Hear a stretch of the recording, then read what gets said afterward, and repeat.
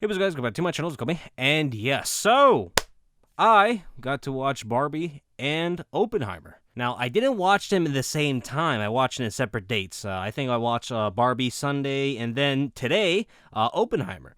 I would have and could have watched it both at the same time, but it's like, no. I'm not gonna... Bro, Barbie, it was almost 2 hours.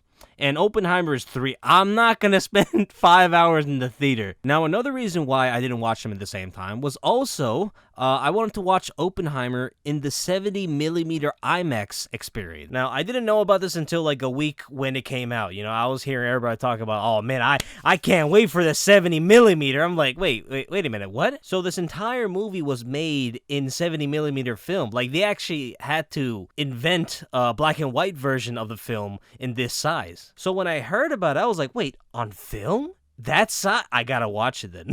So, the closest theater that I had that had, 70mm version was like an hour away. It was like in the King of Prussia, the Regal IMAX.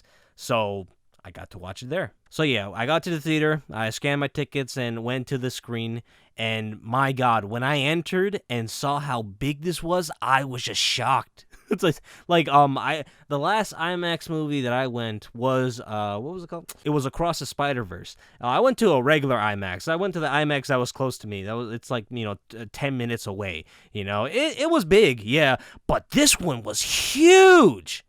I think I'm gonna show you pictures, but it doesn't do justice. All right, like you see it, and I was like, oh, that's big. You gotta actually be there. You gotta feel the mass. Like, you gotta it's like, I don't know, like, actually being next to a tall-ass building, you're like, my God, man. But yeah, I was just mad excited when I, went to the theater. I was like, oh, man, this is gonna, damn, man, that nuke, I'm a feel it. Now, like I said, it was pretty hard finding tickets for the 70mm version, because everybody bought it. I wish I pre-ordered it. I wish I knew this was happening, so I can buy good seats. But, yeah, I said it on my TikTok, the only seats you can find are either the 10 a.m. or the 11 p.m., and I'm saying you can find seats, not good seats, just seats, like I bought ones that are like in the side that were in the third row in the front of the screen. So, yeah, kind of don't do that. Just depending on if you know your IMAX theater and you know that, oh, the seats are great. Like the recliners are great. This IMAX that I went, the recliners were pretty bad. It was not flexible. Like, you can recline a little bit, but that's it. So it was pretty bad because the entire time I had to look up because, this thing, like, if you want to see the center of the screen, it was all the way up. So my neck was just looking up the entire time, this entire 3 hours of this movie. And also I was in the far left of the side, so I have to look up and right. So, like, my neck was just in a standstill, in a unnatural and uncomfortable position. So yeah, that was pretty bad. Like, unless you know your theater and you know that the recliners or the seats are great, yeah, it's fine to go third row, but I would not do that again. I would try to find better seats. Now, when I went to watch Barbie, there was an energy. Like, you could feel the energy on everybody. Like, everybody was excited to watch either Barbie or Oppenheimer. Like, I saw a lot of people dressed up for this movie. Like, either people were dressed up all pink, or they were wearing like a suit, like, for Oppenheimer, So yeah, at that time, I was like, oh yeah, movies are back. All right, so now let's do a review on Oppenheimer. And then later I'll talk about, scenes, spoilers and stuff. And then after that, I'll talk about Barbie and also, some spoilers and stuff. So, yeah. Oppenheimer. So like I said, I watched it on 70mm IMAX, and also, sadly, I didn't get the film strips. I was like, that was the one of the reasons why I wanted to watch in 70mm, so I can have this souvenir, whenever someone says, oh, you didn't watch in 70mm, oh, I got this film strip, like, oh shit. But anyway, was the 1 hour drive to that theater worth the experience? Yes. It was. The movie was actually really good. I enjoyed the hell out of it. I gave it a 9 out of 10. But surprisingly, when you think of IMAX, you think, oh, action movie like Transformers, Top Gun, Fast and Furious, Avatar, I don't know, like action movies. This didn't really have a lot of action sequences. So it was like, all right, so what was the IMAX experience for? I would say, yeah, sure. Not a lot of action, but the film looks amazing in this 70 millimeters. Like, it's so huge. Like, I've never experienced it, so it was a first-time experience, and it was an amazing experience. Now, with a bigger screen, the stakes feel even higher. You know, whenever something big happens, you feel it. And the reason why you're feeling it is because you're in an IMAX theater, and the speakers, oh my god. Listen, we know Christopher Nolan is known for his audio, and the audio here is amazing. It's worth the IMAX experience because you feel it. Audio is always playing in the background. It's as if, you know, the audio changes whenever Oppenheimer's emotion changes, you know? It's as if we had two directors. There's the one that is making the visual film, and then there's the one that is making the audio film. The audio that continuously matches the emotion of Oppenheimer. There are rare amounts of times where audio is not playing, and those are the times where it's either serious or I forgot, and maybe there was audio and I just don't remember. Now, the guy who made the audio isn't Hans Zimmer. He got a new guy, actually a younger guy. His name is Ludwig, and I can't pronounce his last name. But yeah, different guy, and he did an amazing job with the audio. All right, so let's talk about characters and actors. My God. So many actors and on a movie that is about a biopic of a scientist. Like, this movie felt like the Avengers for actors, you know, instead of the Avengers for people who know multiplications, you know? Like, whenever they reveal a character, the movie makes it seem like, oh shit, don't you know this character? Oh shit, they revealed it. It's like, no, I don't know this guy at all, but I know the actor who's playing it. So it always feels like, am I supposed to be excited for these characters because of the actors they chose? Like, I'm looking at the characters like, oh shit, the guy from The Boys is here. Oh shit, Drake from Drake and Josh is here. Oh shit, the guy from Mr. Robot is here. It's like, wait. I think Christopher Nolan knows that audiences aren't gonna figure out who these historical figures are, or even care. That's why he puts, like, real actors. So when they reveal a character and it's played by a real actor, that's when you know, oh shit, this is an important character. So again, yeah, I'm very surprised with the large cast we got here. Like, he got the usual suspect, well, except for, you know, Michael Caine. And another thing I was surprised, everybody in this cast did an amazing job. If it was possible, if they could all get an Oscar, I wouldn't get mad. I'd be like, yeah, that's understandable. The shit, they deserve it. So, yeah. So, Cillian Murphy's as J. Robert Oppenheimer, I thought he did an amazing job. You know, like, his performance captures the character so well. Like, this is a character who has invented a weapon of mass destruction, the weapon that could destroy all human life. Well, not just human life, but this entire world. But, you know, his performance, he does it so well. Like, you know, you could tell without even dialogue. You could tell in his mannerisms, his face, that he is worried and at the same time optimistic about his invention, you know? Like, you could tell he is thinking about this every day. Like, in the beginning, this was an arms race of who can invent the nuke before they could use it themselves, you know? Like, when Oppenheimer was making the nuke, he was imagining to use this nuke to the Nazis. But when Germany surrendered, it was all just Japan, and, you know, everybody thought, all right, but they're not as big as a threat, and also their biggest ally has fallen, so it's like, all right, it's a 2v1, you know, Russia and the United States versus Japan. Eventually they are going to surrender because they don't got nothing else. But America is so eager to use it because they know after this war, their next enemy is the USSR. This is their show of power and also interest on, all right, well, you know, we got this nuke and, you know, yeah, sure, the war is almost over, but we kind of want to end it right now. And Oppenheimer's plead to the government saying, guys, we can't use this, all right? Like, this is gonna destroy us all. It's like Oppenheimer knew what the world is gonna be after this nuke, and everyone else didn't care. Like, they didn't understand what he was envisioning, you know, what the world is going to look like. And plus, you know, Oppenheimer is a scientist. He's talking to politicians, you know, like, they are completely different. Like, politicians, they don't care about the long-term effects. Like, all they care is right now and maybe somewhat the future. Like, you know, okay, Japan, right now they're a threat, But Russia is going to be the next threat, and we need something to wipe them out. Oppenheimer was the only person that was looking at the nukes as a matter of when this will be used to destroy this world. As long as we have it, it's a matter of when this world will be destroyed, because when it comes to weapons, we always advance with that. So nukes will only get better and become more destructive. Like, it'll probably take one nuke to destroy an entire continent or the world. I love the transition in the beginning where they were making this nuke and they were just like, yeah, we gotta make it before Hitler, makes it and use it on us. But then, Germany falls and Japan, it's the only, enemy we got, and they're not really a big threat. And, you got soldiers being aggressive to the scientists like, weren't you somewhat affiliated with the communists? It's like, yeah, you weren't in the Communist Party, but you talked to someone who was the part of the Communist Party. So Oppenheimer knew, oh man, after this, they're going after me. They're gonna make any excuse to call me a communist and destroy my life. So yeah, Oppenheimer, very interesting character. At first I was like, could they really make an interesting story out of this scientist? But they did. So let's talk about other characters. So Florence Pugh as Jean.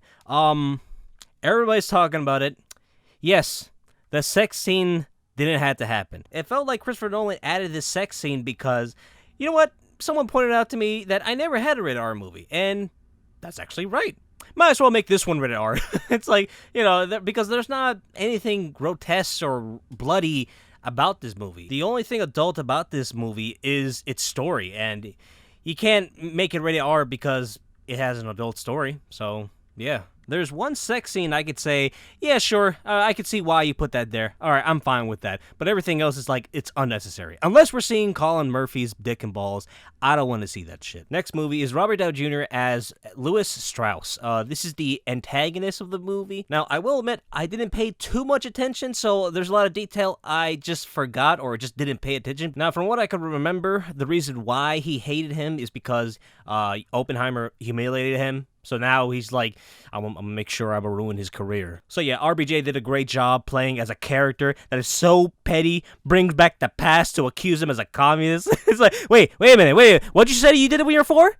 You shared gum when you were a kid? No, that's a commie right there. I'm gonna shoot you myself. Emily Blunt as Kitty Oppenheimer. So she's the wife of Oppenheimer. In the beginning, there wasn't really much of her as a character. It's like, all right, she's just a wife that's mad at him because he's fucking around. Yeah, sure. I don't think she knew exactly, but, it's like, you coming home late, I could smell the fucking pussy a mile, yeah, you fuck somebody. But at the second half, she became a reliable person that Oppenheimer could depend on, basically a wife. And even after all the cheating, she's still loyal to Robert Oppenheimer, at the end. So, Matt Damon as Leslie Groves. I thought he did an amazing job, too. He was like the comedy relief in some of these situations. He did a great job. He reminded me of the character from Inglourious Bastards, the one that Brad Pitt plays. He sounded just exactly like him. He sounds like, those typical American soldier, that type of accent, Another comparison I got is, Groves and Oppenheimer's dynamic is the same as Professor Legasov and Boris, the show from Chernobyl. It's the scientist and the soldier. The soldier, he doesn't know what's happening, but the scientist does, and he is trying to explain the soldier / the audience what is happening. Their chemistry and their dynamic is so good in this movie. It's like, look, listen, all right, like in the Oscars, I know for a fact that Robert Downey Jr. is going to be nominated and probably win for Best Supporting Actor. But I'm going to have to argue with Matt Damon. I feel like he had more screen time, and also, I love most of the scenes with them together. Robert Downey Jr., yeah, he was a great actor, he was great in this movie, but there wasn't a lot of scenes with him and Oppenheimer, comparing to, Matt Damon's character, so I like Matt Damon a little bit more. Hopefully he wins his Oscar, or even gets nominated. Probably will. Alright, so the character Albert Einstein, the guy who plays Tom Conti. I'm not sure if I'm pronouncing that right. But, yeah, I love the character. He doesn't have too much screen time, but the screen time he had were really good. Albert Einstein is the only person that Oppenheimer can relate to or look up to, like, maybe ask some questions, because throughout the movie, Oppenheimer, he's the smartest man in this movie, all right? There's no doubt of it. And, sometimes even Oppenheimer, he doesn't know what the answer is. And those are scenes where, Oppenheimer goes to Albert Einstein and asks these questions, ask if you got any answers. And Albert Einstein is another person who understands the deadly potential of creating this bomb would be, like he's also another person that sees the same thing Oppenheimer sees. So yeah, those are the characters that I kind of want to discuss, for non-spoilers. There are so much people in this movie. It's a large-ass cast. I'll talk about it in spoilers, but yeah, such a great cast, What's really strange, I gotta point out, is there's a lot of, like, childhood actors in this movie. It's as if, Christopher Nolan was also a fan of these guys, and was like, hey, you know what? Why don't you come to my movie? So yeah, really good movie. I highly recommend watching this. I might just watch it again. I might just go to the theater and watch it again. Of course, not in the 70mm. I'm not driving there again. But yeah, the only negative I can give this is, of course, this is a Christopher Nolan meme. But yeah, it was kind of hard to understand. Dialogue was really hard to understand because, the fucking soundtrack was just beaming. It was just, like, louder than them talking, But yeah, but this isn't as worse as the other ones. The other Christopher Nolan movies were worser, but this one, sometimes you're like, what did he said? Nah, forget about it. I'll just watch it again. All right, now I'm talking about spoilers. So this movie had a lot of good scenes, but I'll only talk about some of them. So Gary Oldman played as Harry S. Truman. He only had one scene, but my God, was this scene amazing. So when I first saw this scene, I was flabbergasted. I was horrified because, Oppenheimer, he came up to him and was like, I feel bad for making this bomb. I feel like I have blood in my hand. And when Truman gave him the tissue, oh my God. In the beginning, I saw it as, hey, yo, get over it. Stop being a bitch. But then later on, I realized, all right, maybe this was him trying to comfort him, but at the same time calling him a bitch. He said no one gives a shit who invented the bomb. They care of who dropped it. But either way, his performance was amazing. He's playing a president. President, they had to approve a lot of, like, bad stuff, had to approve maybe, like, a lot of war crimes, But his reaction to just throwing a bomb and killing 80,000 people is like, all right, what's the big deal? I mean, we won the war. None of our boys died from just this bomb, so mission accomplished. It's like, oh my God, man. Like, Oppenheimer, he's a civilian, he's not no soldier, so he is now processing and in this, like, state of, what have I done? Like, this entire time. And his face sells it, Another scene that I love is Victory Speech. That was also a good scene. He had to pretend to everybody that he was ultra patriotic and ultra American exceptionalist, by saying, yeah, we killed the Japanese, yeah, we nuked them. We killed 80,000 civilians. And he didn't felt that. He was just lying. And of course, he can't be against, nuking their enemies because, the Japanese especially because, they did Pearl Harbor and, we kind of wanted revenge and we kind of want to hit them harder than the Nazis because, they hit us first. So he couldn't go on stage and be sympathetic like, oh, what we did was pretty bad too. It's like, no. People already see him as a communist. So it's like, all right, so now you're being sympathetic to the Axis party? No, you're the enemy now. And I love how the movie emphasized that, all those cheers that he's hearing, it's muted to him because he doesn't feel it. I love that shit. And then, seeing them, maybe die from a nuke too, like where they disappeared or some of their faces peel off or, dead, charcoal bodies. Yeah, that was a great scene. All right, so let's talk about the 3-hour mark. So people will say that this is too long. I would say the same thing too. The thing is, like, the movie's so captivating, so interesting that you, for at least the first 2 hours, maybe until like the first 2 acts, you'll enjoy it. It actually went very fast. But then when it went to the McCarthy era, the Red Scare era, after World War II, when we were against the Russians, the Cold War, there you go. In that act, yeah, it was pretty slow. At that act, you kind of realize, Oh man, it's been 3 hours. Oh man, I'm done with my popcorn and my drinks.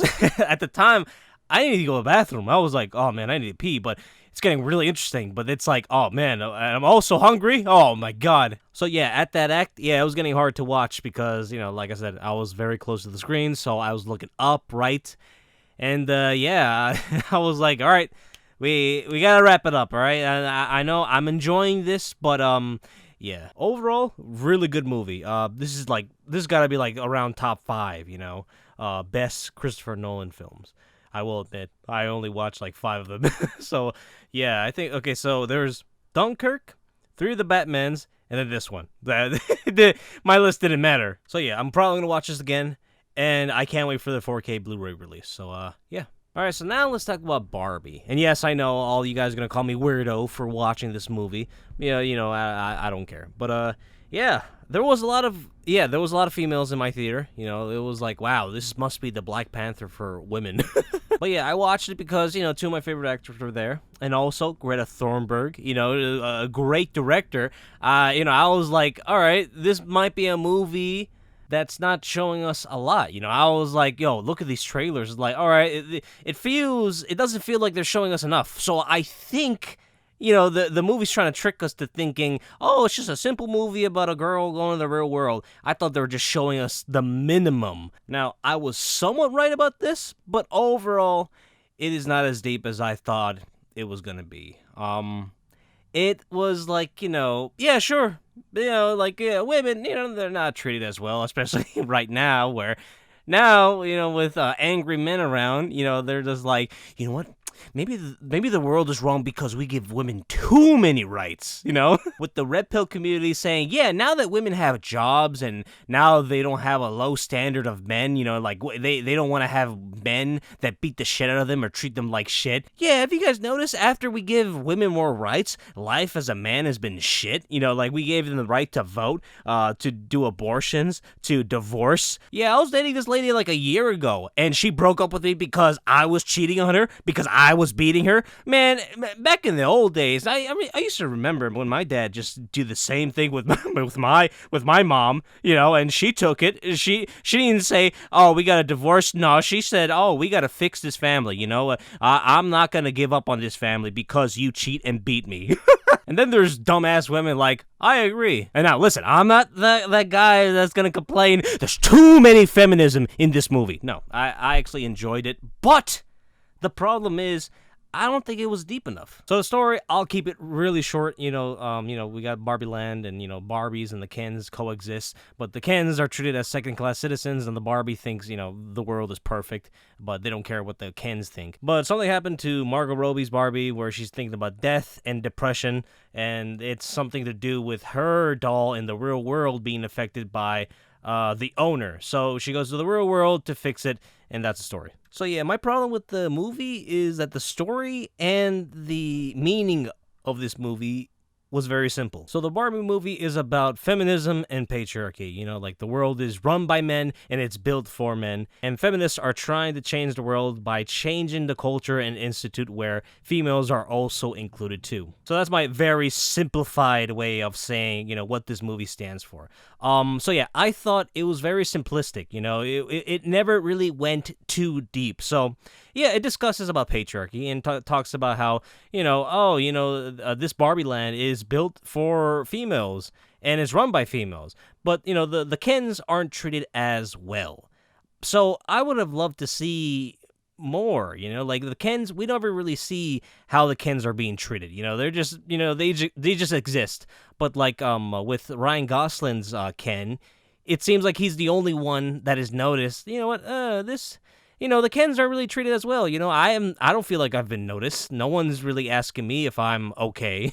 It's just surface level analysis. It never went really deeper. I was really expecting to, criticize capitalism. Almost every movie always criticizes capitalism, like the Lego movie, which I thought was gonna have a similar story. But yeah, it just never really went that deep, you know. Like we Will Ferrell was playing the CEO of Mattel, and they never really criticized, you know, hey, the way you make toys and the way you spread this image of women, yeah, it's kind of toxic, or you know, it's not that really great. I thought he was gonna be like straight up a villain, but he just never did, or he never really became an evil guy. You know, he never really said, well, Barbie, I don't care.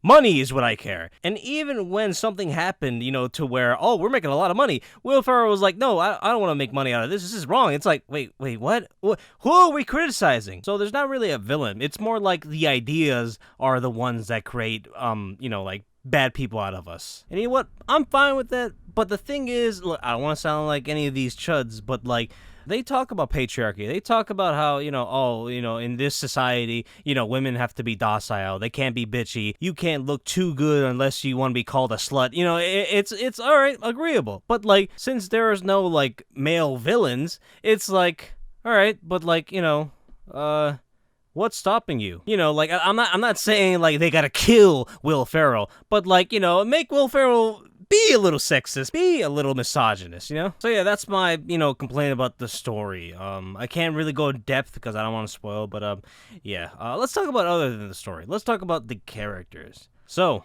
Ryan Gosling as Ken. He was fucking perfect. Oh my god, every second that he's in the screen, just him staring at Barbie, just him reacting, saying stuff, was so it's all goated. All of his scenes were just so funny, man. He really did sold him being a Ken.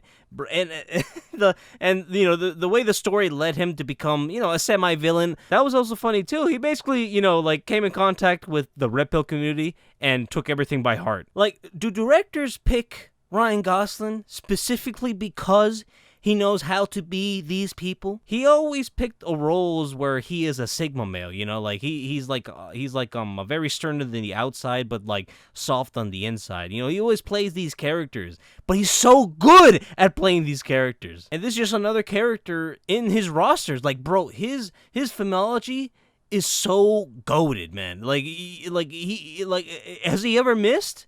I don't think he ever missed. Whenever this guy's on screen, it's like he's a screen stealer. Like Margot Robbie could be right next to him, and I wouldn't be focused on her. I'd be focused on this guy. Ryan Gosling really just gave it his all into this movie. Like, it's really hard to talk about other actors. Like, yeah, Margot Robbie did a good job, and you know everyone else did, but they didn't feel as dynamic as Ryan Gosling. It's like, yeah, okay, I'll play this character.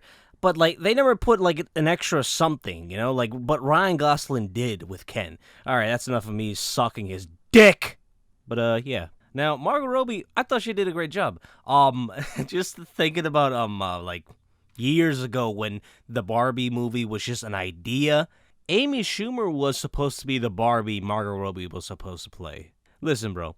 I don't got the time stone, so I can't do what Doctor Strange did to see every, you know, alternate, you know, timeline, but I think what we got was better than what we could have got. But overall, I think the movie was just okay. Like, it wasn't as funny as I wanted it to be. You know, Ryan Gosling, he was funny whenever he's on screen, but, like, everything else was just like, I got a little bit of a giggle. I mean, there was some good jokes, but, you know, it didn't make me laugh. Maybe it might be because, you know, maybe Greta Gerwig and, you know, Noah Baumbach, I forgot how to pronounce his name.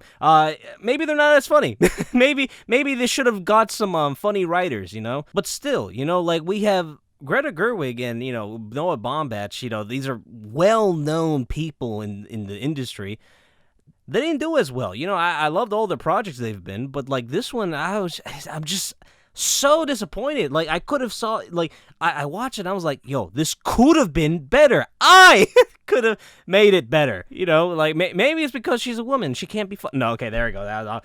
Just joking, all right? I'm sexist, I know. I want to believe maybe they were getting a little too deep, but then the executive is like, no, we're not making another movie that is about, oh, CEOs are bad, companies are bad. Nope, you gotta make Will Ferrell the hero. You gotta make him a good guy. It's like, all right, fine, but it's like, all right, so there's not really any conflict, really, because it just felt so empty. It felt so meaningless. I'm sorry to say that, but like that's how I feel. It's just like, oh, the owner that owns this Barbie, she was getting depressed, and now she's not. It's like, okay, like maybe something happened. It just felt like that, like you feel like, the writing feels kind of off, That's how I felt watching this movie. Like I felt like, something was cut off, and there's just a big gap that I see. I'm just like, what happened in this area, I don't know. Like, listen, I don't enjoy it as much. I give it like a 6 out of 10, but just it's a very sad 6 out of 10 because I really wanted to like this. It had a lot of stuff, but it just like wasn't funny enough, and it didn't really, the story wasn't really good enough. Now this is just my opinion, so I'm the only one that feels this way. Probably a lot of people, but the wrong ways. But yeah, I can see why a lot of people love this movie. I'm not just like puzzled or like, oh my, why would someone love this movie? No, I can see why people love this movie, especially women. And I still love what we got. Ryan Gosling. Like, what movie are we gonna see this character come to life? Like, this was a great performance. It was well worth making this movie if we could see this character. I don't hate this movie, all right? I'm not saying like this is such a shitty movie, but man, I saw a lot of potential. That's all I gotta say. I'm not like one of these chuds that wanted this movie to be bad, and now it's like, oh, thank God, this is a bad movie. Now I can make 10 videos just shitting on feminism and women. Then after that, I pray to God that this movie does bad in the box office, so I can make 10 more videos talking about how, oh, woke broke. It's like, damn, but it's doing good, so they're not doing those videos now. I don't know what the fuck they're doing. After calling Super Mario Bros. Woke and then it doing well, and then going to Spider-Verse and calling it woke and then it doing well, it's like, oh man. And then, Barbie being ultra woke and then still doing good. It's like, oh, well, shit. So yeah, that's all I'm gonna say. Don't really have nothing to say about Barbie, any spoilers. Kind of already said what I want to say. And also, again, guys, oh my God, this took weeks to make! I'm very slow. Take a week to do this shit, and it took so much time that I could even make like shorts. Even I was so focused on this because, man, I got ADHD. I can't like doing long videos like this. It takes too much time, and when I'm making videos, I get just too distracted. So it's like, fuck, man. I'm gonna try to make as much shorts from this video. So yeah. Hope you guys enjoyed this video. Like, comment, subscribe, follow me TikTok and Twitter so you can keep up to date. And